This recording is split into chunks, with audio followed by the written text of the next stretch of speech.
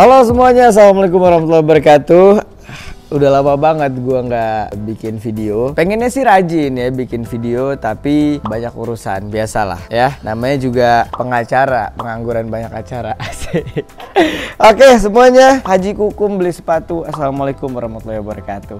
Yes. Hari ini kita mau sarapan ya. Gua lagi ada di Pekalongan ini. Sebelumnya gua dari Tegal ya. Jadi sebelumnya saya dari Tegal, dan terus saya ke Pekalongan. Lah habis ini saya ke Demak. Habis itu ya saya ke Solo. Ya. Nah, tapi sebelum gua jalan lagi dari Pekalongan ke Demak, gua mau sarapan dulu. Nah, hari ini sarapannya istimewa banget. Kita ada nasi kuning. Ini nasinya kayaknya nggak gosok gigi, makanya kuning. Dan seperti biasa gue pakai ayam kecap. Jadi makanan kesukaan gue tuh ayam kecap. Jadi kalau gue punya istri, gue pengen yang bisa masak ayam kecap sama sayur asem ya. Oke, dan nggak boleh ketinggalan ada kerupuk. Dan supaya seru hari ini sarapannya, gue pengen sarapan sambil baca-bacain berita hari ini yang lagi hit, sama gue mau jawab-jawabin pertanyaan dari teman-teman yang udah gue share di Instagram. Oke, langsung aja kita cari berita terbaru hari ini ya. Coba kita lihat berita terkini hari ini. Kita lihat ada berita apa di negeri kita tercinta. Kak, jangan ngomong sambil makan dong. Iya, santai. Yang nggak boleh tuh ngomong sambil ngunyah. Oh, ini kan gue udah selesai ngunyah. Santai. Kita santai aja sarapannya. Anggap aja kita lagi sarapan bareng nih. Berita pertama, cegah penularan COVID-19, orang tua diminta tak paksa anak ke sekolah jika mengeluh sakit. Nah, benar. Wah, ini kalau zaman gua dulu nih udah pura-pura sakit mulu tiap hari biar nggak disuruh sekolah. Oke, next ada berita kecelakaan beruntun di Jakarta Selatan, 3 orang luka. Wah, nih hati-hati teman-teman ya, kalau berkendara di jalan tuh ya udah jalanin aja dulu. Apaan sih? Oke. Wah, temuan Omikron di Jaksel ada 91 kasus. Temuan Omikron, nih Omikron apa oncom sih gue gak tahu. Omikron ya, Omikron di Jaksel ada 91 kasus. Wah, anak-anak Jaksel kalian harus ini sih, which is kalian tuh harus hurt sih, hati-hati. 6 artis cewek ini berprestasi di bidang akademik. Terbaru Prilly Latuconsina, Masya Allah. Oke, yang pertama, yang terbaru nih kemarin Prilly Latuconsina. Nah, Prilly Latuconsina baru saja menjalani wisuda dan mendapatkan predikat cum laude. Wow.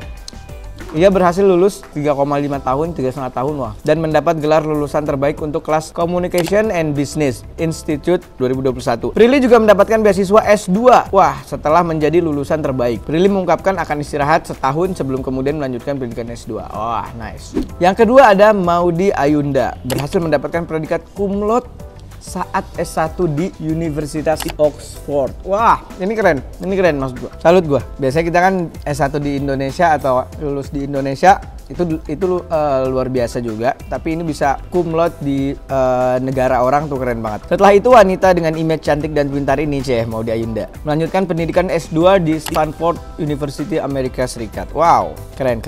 Itu dia tadi beberapa artis cewek yang berprestasi di bidang akademik. Bagus sih, jadi cewek tuh emang harus pinter, karena kan mereka nanti madrasah pertama bagi anak-anak mereka, asik.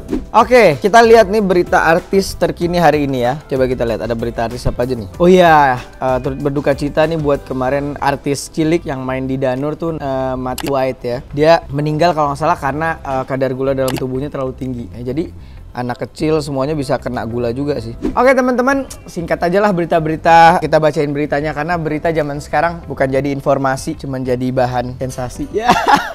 Oke, gua mau bacain pertanyaan dari followers gua. Coba kita lihat. Dari Bang Tengku Wisnu. Jadi kapan, Kir? Kapan apanya nih? Kapan kiamat? Kalau kapan kiamat saya nggak tahu ya kan. Atau kapan pemilu? Kalau pemilu 2024. Tapi gue tahu ini maksud Bang Wisnu pasti kapan gue nikah kan. Gini ya Bang ya. Bang kan pernah berkarir juga di dunia muda. Tahu lah kita nih jomblo bukan karena nggak ada yang mau, tapi justru kita nih jomblo karena terlalu banyak yang mau. Jadi susah milihnya. Jadi harus dipilih-pilih dulu Bang. Kan gitu, seleksi baru resepsi. Kita seleksi dulu ya kan. Kapannya ya nggak tahu. Tapi kalau niat sih ya sebelum umur 30. Sebelum umur 30 kan bisa 2 tahun lagi, bisa 3 tahun lagi. Doain aja. Oke lanjut. Kak, nggak ada niatan nikah muda. Kenapa sih pertanyaannya harus nikah mulu? Udah sih, ntar juga waktu nikah sendiri gitu. Santai aja. Selagi gua belum nikah, nikmatin masa-masa ini. Ya kan? Masa-masa gua belum ada yang cemburuin ya kan. Ntar kalau gua ada cemburuin aja, kalian nggak usah bercanda-canda sama gua. Prinsip hidup abang gimana sih? Salam dari Jakarta. Salam dari Pekalongan. Prinsip hidup gua tuh simple. Hidup itu sebentar. Jadi senang jangan sampai lupa diri, susah jangan sampai putus asa gitu. Jadi prinsip hidup gue ya lakuin aja. Apapun selagi itu bermanfaat, selagi itu baik, gue lakuin aja. Karena gue di dunia nih gue pengen seneng, tapi gue juga pengen selamat. Maksudnya Gir, iya kita ini kan di dunia cuma bentar ya. Kalau gue ya, kalau prinsip gue tuh dunia cuma bentar. Jadi buat gue berkarya secukupnya, ya buat baik sebanyak-banyaknya. Karena kalau kita buat baik ya nggak mungkin nggak dibalas sama Allah. Di dunianya dibalas, di akhiratnya juga dibalas. Itu aja sih prinsip gue nggak pengen jadi orang paling kaya, nggak pengen jadi orang yang punya mobil mewah banyak. Gue cuma pengen hidup gue berkesan, hidup gue bermanfaat buat orang lain, hidup gue bermanfaat buat agamanya Allah, dan hidup gue bermanfaat buat yang nyiptain gue, buat Allah Subhanahu Wa Taala. Gitu aja. Jadi intinya prinsipnya apa Kir? Intinya jangan jauh-jauh sama Allah.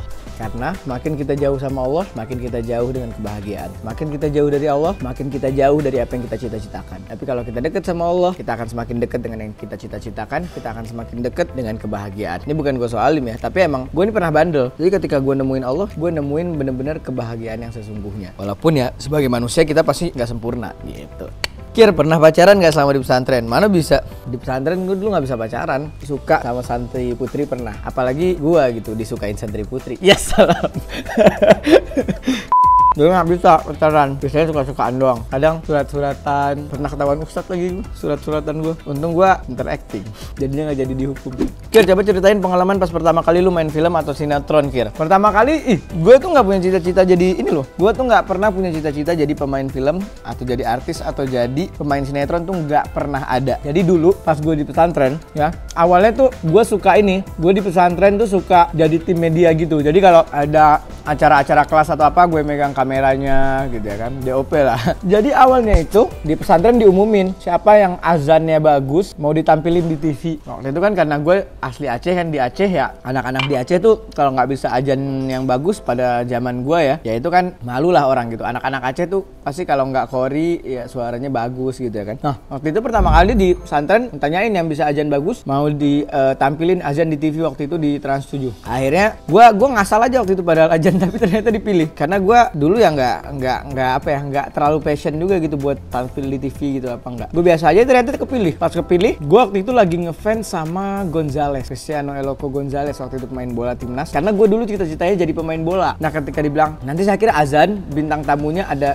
ini Gonzales, wah itu gue semangat banget, langsung gue semangat dari pesantren dianterin ke TV. Terus udah nyampe sana azan tuh. Nah pas azan itu kan sebelum azan ada perkenalan muazin cilik dulu kan. Nah gue pas perkenalan sama Bang Wendy Cagur, Denny Cagur waktu itu kalau salah, Ayu Dewi. Nah gue bisa ngenakinnya. Nah mulai disitulah ada produser yang nanyain gitu. Nah akhirnya nggak lama ngaji di TV. Jadi gue dulu cuman dari pesantren tuh ngaji di TV, ajan di TV, sampai akhirnya ada satu penulis gitu sama produser, dia ngeliat gue di YouTube. Tiba-tiba dia ke pesantren nyariin gue 3 hari. Gue nggak datang karena gue bilang males gitu kan. Gue anaknya agak susah ditemuin juga dulu di pesantren karena kerjaannya main mulu kan. Akhirnya pas ketemu dibilang, "Kira mau nggak main film?" Hah, main film? Cuman gue orangnya tuh nggak pernah bilang enggak sebelum gue nyoba. Jadi setiap gue tuh berprinsip setiap kesempatan itu pasti ada sesuatu di balik kesempatan yang Allah kasih buat kita. Akhirnya kenapa nih tiba-tiba gue ditawarin main film kan? Akhirnya pas gue lihat waktu itu pemainnya Umi Pipik, gue juga waktu itu ngefans kan sama Abizar, Adiba, Umi, pokoknya keluarganya UJ gue ngefans banget dulu. Sampai sekarang juga masih ngefans ya kan.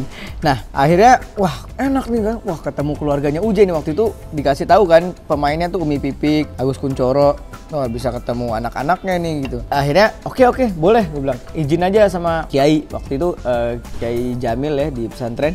Akhirnya diizinin buat main film, apalagi ceritanya kan memang tentang Hafiz Quran gitu. Akhirnya gue main, gue nggak bisa acting di situ, cuman karena pertama kali di situ sama Om Agus Kuncoro diajarin, kata Om Agus, lu ajarin gue ngaji, gue ajarin lu acting, kata Agus Kuncoro. Akhirnya ya udah tuh gue belajar acting dikit-dikit, sampai ternyata alhamdulillah di film itu bagus ya kan, lumayan lah, nggak bagus banget, lumayan bisa lah. Dari film itu ternyata banyak akhirnya kemudian produser-produser nawarin. Nah gue bingung gimana, nah kan gue masih pesantren. Terus akhirnya gue mikir-mikir, oh iya kalau gue jadi artis didengar sama anak-anak muda kan gue bisa dakwah di situ juga ya gitu. Jadi awalnya tuh nggak kepikiran, awalnya cuman nggak sengaja ditawarin dan itu kayak nyamperin gitu loh. Kalau dulu gue pengen jadi timnas tuh, gue ngikut tes timnas gitu ya. Kalau film tuh kayak didatengin langsung ke pesantren, bayangin coba. Emang udah takdir berarti ya. Sampai-sampai tuh gue disamperin ke pesantren buat jadi artis. Produsernya, penulisnya, sutradaranya yang nyamperin ke pesantren gitu. Sampai akhirnya sekarang ya jadilah Syakir Daula yang sekarang gitu. Tapi dulu lucu banget. Pertama kali gue masuk TV, gue kira semua TV sama. Jadi pas tampil di Trans TV, gue bilang, halo pemirsa Antv. Padahal di Trans TV, wah banyak dah dulu lucu-lucu. Pertama kali syuting. Jadi dulu gue tuh mikirnya syuting itu tuh asli. Dulu gue nonton Cinta Fitri kan, gue pikir tuh itu tuh kejadian asli di rumah orang, terus ditaruhin kamera gitu di mana-mananya gitu ya kan, ditaruhin kamera. Gue kira itu kejadian asli. Ternyata ini sinetron tuh dunia berpura-pura. Asik, dunia berpura-pura. Jadi tiba-tiba, Syakir, kamu anggap di sini ada bapak kamu ya? Lah mana, gue bilang kosong. Ternyata gue disuruh ngomong sendiri tuh. Gue harus anggap itu bapak gue, padahal nggak ada siapa-siapa di situ ya kan. Waduh. Tapi alhamdulillah karena dari pesantren gue suka ngayal ya. Suka ngayal jadi ini akhirnya nggak susah untuk ngayal, untuk membayangkan sesuatu gitu. Karena gue dari pesantren udah suka ngebayangin sesuatu gitu. Wah kalau gue jadi presiden begini, kalau gue jadi ini. Dari pesantren emang udah suka acting gitu. Next, punya tipe istri nggak bang? Emang istri HP ada tipenya? Simple sih ya sebenarnya. Dulu mungkin kita ngomong gue pengen istri yang begini, tapi makin dewasa sumpah kita tuh nyari pasangan yang bukan soal tipenya lagi gitu. Kadang minimal dia enak kita pandang, ya kan. Enak kita pandang kan, enak dipandang tuh relatif. Menurut gue cantik itu tuh enak dipandang, dan enak dipandang tuh relatif. Kadang ada orang Amerika yang buat kita di sini biasa aja, tapi dia menurut dia itu cakep banget gitu. Jadi makin dewasa tuh yang penting enak dipandang sama nyaman dalam hidup. Itu aja sih pasangan buat gue, itu yang enak dipandang dan enak ketika kita apapun prinsip kita, apapun yang kita jalanin dalam hidup dia support. Itu aja sih, karena nggak gampang jujur. Jadi mungkin someday jadi istri gue gitu, itu nggak gampang. Makanya banyak banget kan ada beberapa orang-orang yang akhirnya cerai gitu apa segala macem. Karena nikah itu bukan sekedar kita punya pasangan cantik, pasangan ganteng, pasangan kaya, pasangan kaya raya, pasangan yang punya duit, punya ini. Bukan. Nikah itu di saat hidup tuh kan kayak gini ya, orang tuh ada naik turunnya ya. Nah nikah tuh gimana caranya kita bisa ngadepin naik turunnya hidup sama orang yang pas, sama orang yang bukan menyalahkan kita, bukan menjatuhkan kita, justru memang merangkul kita gitu. Jangan kalian kira artis tuh ada hidupnya enak doang. Apaan? Semua manusia termasuk artis punya kehidupan yang gak enak juga. Nah makanya gimana caranya kita nyari pasangan yang bukan cuma enak dipandang, tapi enak juga untuk diajak menghadapi setiap masalah. Intinya nikah tuh kita memulai hidup baru dengan menghadapi masalah bersama pasangan kita gitu. Nah jadi kalau tipe istri zaman gue sih nggak ribet-ribet ya. Kalau nggak dia cewek, perempuan, ya kalau enggak ya wanita gitu.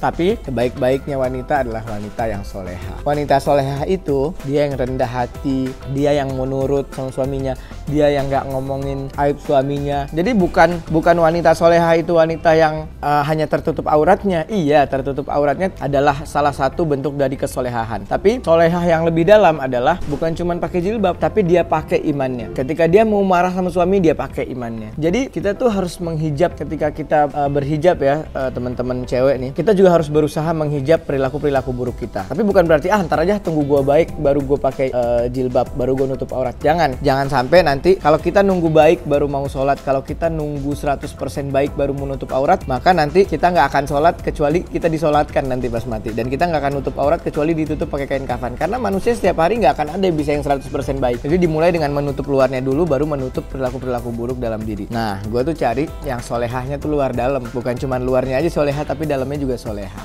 gitu. Oke, nasi gue udah mau habis dan gue harus berangkat lagi. Next kapan-kapan kita ngobrol-ngobrol lagi, oke? Yang lebih seru-seru lagi. Thank you semuanya. Bye bye. Assalamualaikum warahmatullahi wabarakatuh. Lupa kobokan. Bye semuanya. Assalamualaikum warahmatullahi wabarakatuh.